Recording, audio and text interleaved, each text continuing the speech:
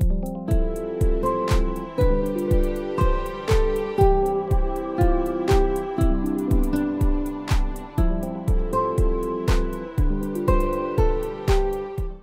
guys, it's Karen. I am doing this video to show you something that I made this week. Well, it's Monday, so I started this couch on Friday and I spent the last 3 days working on it. So I thought I'd share it with you. This is the very first attempt I've ever made at making a couch for a doll. I've made it out of cardboard and this is a wool, the fabric on it is wool. I'm not sure if it was I got it at a Goodwill several years ago, and I'm not sure, or a few years ago, I guess, less than 10 years, 5 maybe. I don't even remember, it's been so long. So I guess it fits 1/6 scale. I'll show you more details on it in a minute. It's not perfect. I had some glue issues, but for my very first attempt, I think it's turned out pretty good. And I sized it for Barbie. Blythe fits on it too, even though she's got she's like a little girl, she can't quite reach. So yes, it is Barbie sized, and but Blythe's can fit on it. Their legs are a little short.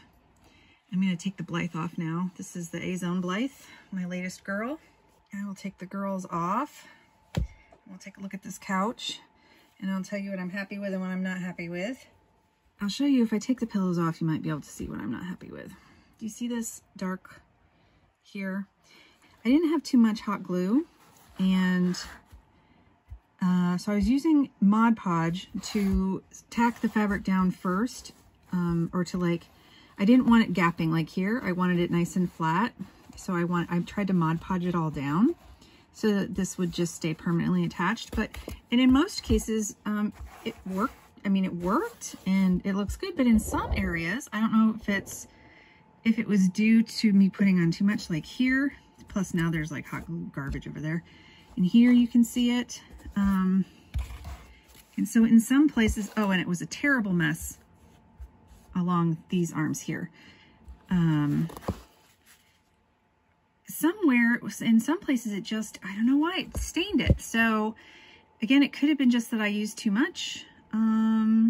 Or maybe it was something about the material, but I don't know. So that's something that I like the idea of having it nicely secured on there. Not only does it give the cardboard more strength, but it won't, droop over time and stuff.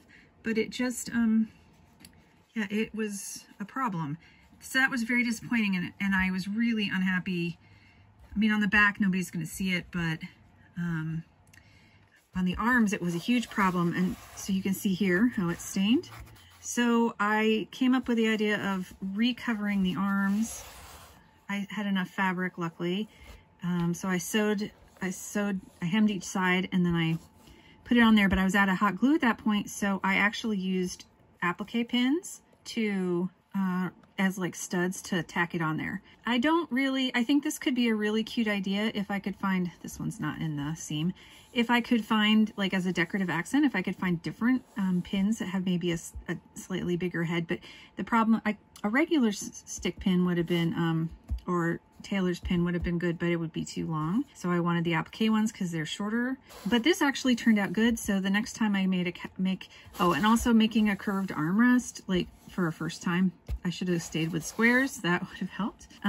But it's okay. It turned out okay. The other thing was, it was really funny. I don't know what happened, but when I measured my pattern and stuff, I was originally just going to have 3 cushions along the back, but I ended up needing 4. So that was also annoying to me, that I messed up somehow there, but nobody would know that but me. And this is just a piece of cardboard. And then it's like, my husband had some packing foam that he got in a recent purchase. So it's like 6 layers of packing foam under here. And then underneath, I just wrapped it all the way from the back seam, all the way around, back up and over. And I was getting really frustrated with this and this whole process of the upholstering. And I think one of the reasons is because I don't like wrapping Christmas presents, and wrapping fabric around this frame of the sofa is a lot like that. So I was getting really aggravated. But I think I'm gonna watch some more actual real upholstery video. There's like a bunch, surprisingly, of course now there's everything on YouTube. There's a bunch of people on YouTube that show how to like make couches from scratch, like out of wood and stuff, like real sofa, real furniture. So because I would eventually like to, you know, I'd like to try some of those techniques more miniature, maybe even with some real wood.